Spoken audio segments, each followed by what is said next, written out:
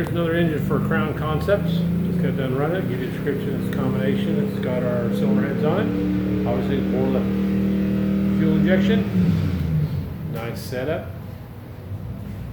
Holley Terminator Max ECU fuel management.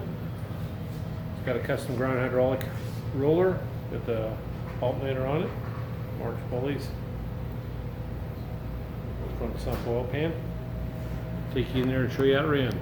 Alrighty, 3,500, 493 foot-pounds of torque. Looks like a Peaks torque 526, real flat there.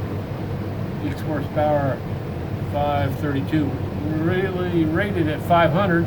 Obviously the new head and the Borla helped that out, so that's pretty good. Get her off there, get in the crate, come your way. Have a great day.